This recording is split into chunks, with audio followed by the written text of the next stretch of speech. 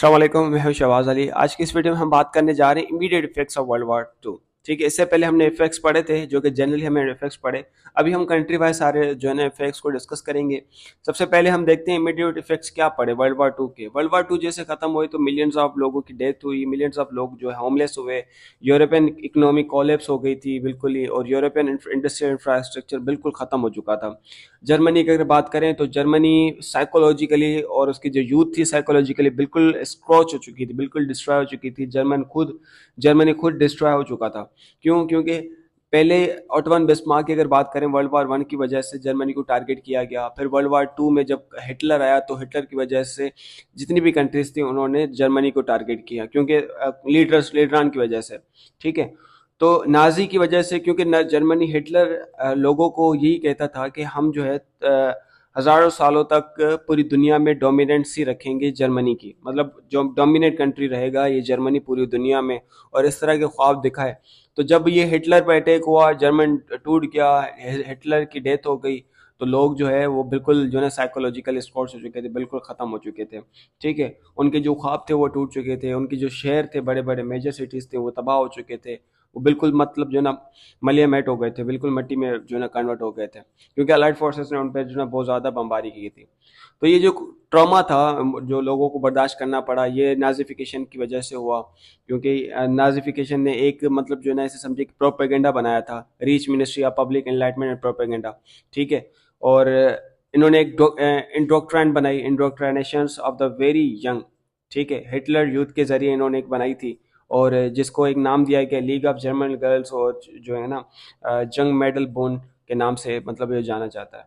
तो ये लीग थी जो कि हिटलर यूथ के नाम से जानी जाती है, और इन्होंने यूथ के लिए बनाई थी।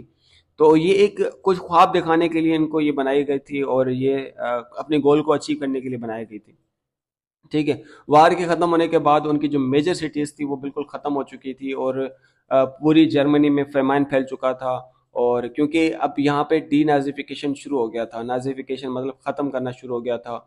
और जब नाजिफिकेशन ख़त्म हुआ तो पूरी कंट्री को ह्यूमिलेट कर दिया गया।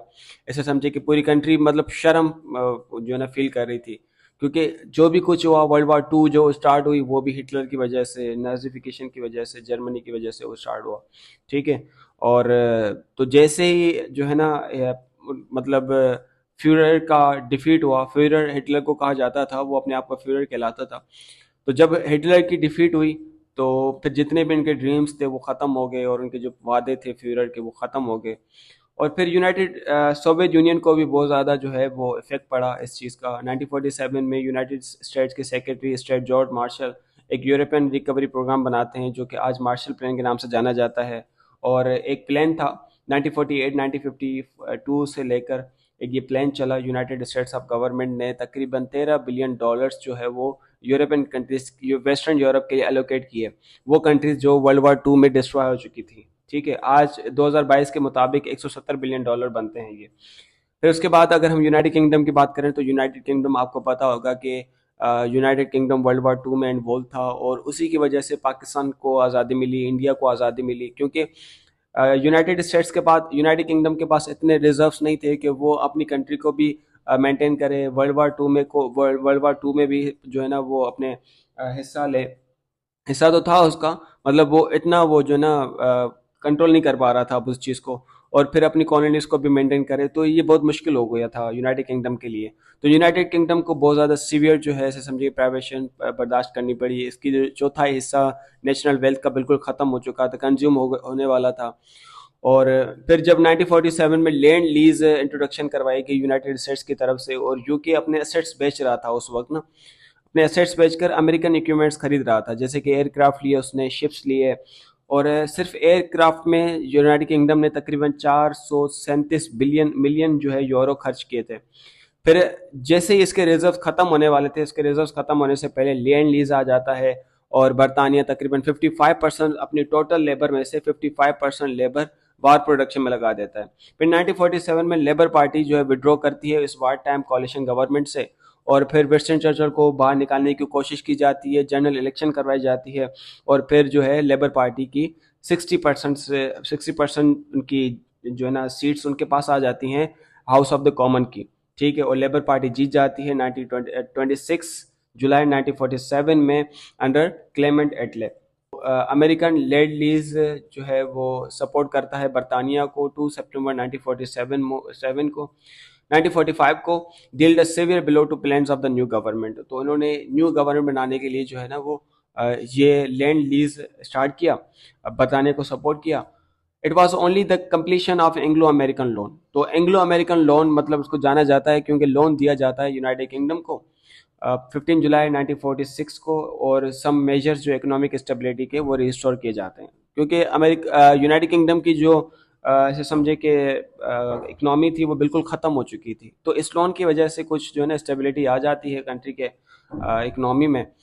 तो लोन जो था वो प्राइमरी बरतानिया को सपोर्ट करने के लिए, बरतानिया के ओवरसीज एक्सपेंडिचर्स को जो है ना वो सपोर्ट करने के लिए बनाया जाता है क्योंकि पोस्ट वार के ईयर्स में बहुत ज़्यादा इफेक्ट पड़ता है इसको बरतानिया को। सोवियत यूनियन की अगर हम बात करें तो सोवियत यूनियन को भी बहुत ज़्यादा लॉस बर्दाश्त करना पड़ा in the war against Germany, क्योंकि वो जर्मनी के अगेंस्ट लड़ रहा था। इस पर हम बात करेंगे क्योंकि हिटलर ने रशिया के साथ डील किया था कि जब भी मेरे साथ जंग होगी तो तुम मुझे प्रोटेक्ट करोगे, मेरी हिफाजत के लिए आओगे।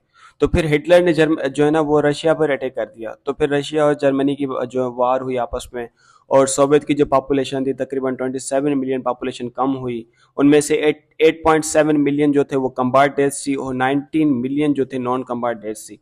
ठीक है, और बहुत से जो है ना कॉजेज भी थे, जैसे कि सीज ऑफ लेनिनग्राड में स्टार्वेशन शुरू हो गई। और जर्मनी के प्रिजनर्स की अगर हम कंडीशन की बात करें तो कंसंट्रेशन कैंप लगाई गई, सिविलियंस की मैस शूटिंग की गई, और हार्श लेबर थी। जर्मन इंडस्ट्रीज में फेमाइन हुआ और डिजीजेस बढ़ी। फिर सोवियत कैंप्स की अगर हम बात करें तो सर्विस इन जर्मन्स और German control military units fighting the Soviet union. तो जर्मन में जो सर्विसेज कर रहे थे लोग, ये जर्मन कंट्रोल मिलिट्री जो थी यूनिट्स जो थे वो सोवियत यूनियन के अगेंस्ट लड़ रहे थे। और पॉपुलेशन जो थी जब तकरीबन 30 साल जो पहले पॉपुलेशन थी वो अब रिटर्न नहीं हो सकती। तो सोवियत यूनियन की जो इकोनॉमी थी वो डेवास्टेटेड, बिल्कुल खत्म हो चुकी थी। चौथा हिस्सा बिल्कुल खत्म हो गया था, कैपिटल रिसोर्सेज खत्म हो चुके थे। इंडस्ट्रियल और एग्रीकल्चर आउटपुट जो था वो बिल्कुल गिर चुका था 1947 के बाद प्री वार लेवल्स। और फिर ये इनके पास इतना कुछ नहीं था कि वो अपनी कंट्री को दोबारा रीबिल्ड कर सके। तो सोवियत गवर्नमेंट जो थी उन्होंने लिमिटेड क्रेडिट्स जो है वो बरतानिया से उनको मिले, स्वीडन ने उनको कुछ दिए। लेकिन फिर जो मार्शल प्लान बनाया था यूनाइटेड स्टेट्स ने वो रशिया ने लेने से इनकार कर दिया था। ठीक है, तो फिर रशिया ने क्या किया, जो सोवियत एक्यूपाइड सेंट्रल और ईस्टर्न यूरोप थे उनको मशीनरीज और रॉ मटेरियल जो है वो सप्लाई करना शुरू कर दिया। ठीक है, फिर जर्मनी और फार्मर नाजिर सेटेलाइट जो थी वो उन्होंने रिपेरेशन शुरू कर दी टू द सोवियत यूनियन, और रिकंस्ट्रक्शन प्रोग्राम जो है वो heavy industries to the detriment of agriculture and consumer goods वो उन्होंने स्टार्ट किया। फिर 1953 में स्टील की जो प्रोडक्शन थी वो बढ़ाई गई, मतलब डबल कर दी कि 1940 से जो थी, मतलब 1940 में जो प्रोडक्शन हो रही थी 1953 में उससे भी डबल कर दी। लेकिन उसके अलावा कंज्यूमर गुड्स और फूड स्टफ जो थे वो कम हो गए 1920 के हिसाब से। ठीक है, 1920 में वो ज़्यादा जो है ना इसकी प्रोडक्शन की जाती थी, लेकिन 1953 में इसकी प्रोडक्शन कम कर दी गई। उसके बाद पोस्ट वार पीरियड का जो था एक वक्त था, फिर जब सोवियत यूनियन और यूएसएसआर मतलब जो ना यूनाइटेड स्टेट पावर में थी, तो सोवियत यूनियन कंट्रीज को, जितनी भी मल्टीपल कंट्रीज थी, जितनी भी उनके कंट्रोल में आ रही थी, उनको सोवियत सोशल रिपब्लिक में कन्वर्ट करता जा रहा था, इन्वेडेड करता था रेड आर्मी के जरिए। ठीक है, और driving the Germans out of Germans को सेंट्रल और वेस्ट ईस्टर्न यूरोप से निकाला गया। न्यू सेटेलाइट स्टेट्स बनाई गई by the Soviets, in Poland में बनाई गई, बुल्गारिया में, हंगरी में, चेकोस्लोवाकिया में, रोमानिया में, अल्बानिया में और ईस्ट जर्मनी में। अच्छा, ये जो जितनी भी स्टेट हैं वो इससे पहले हिटलर ने उन पर अटैक किया था। हिटलर ने अपनी गवर्नमेंट बनाई थी वहाँ पर। फिर जब हिटलर को निकाला गया, जब हिटलर की डेथ हो गई, फिर यही सोवियत यूनियन ने इन्हीं कंट्रीज पर अपना कब्जा जमाया और जो है ना यहाँ पर सेटेलाइट स्टेट्स बना दी। तो last of these was created from the Soviet zone of occupation in Germany. Yugoslavia एक कम्युनिस्ट स्टेट बनता है, इंडिपेंडेंट कम्युनिस्ट स्टेट बनता है, allied but not aligned with Soviet union. ठीक है, अलग होता है लेकिन सोवियत यूनियन के साथ नहीं होता कम्युनिस्ट स्टेट है लेकिन इसके साथ नहीं होता सोवियत यूनियन के साथ।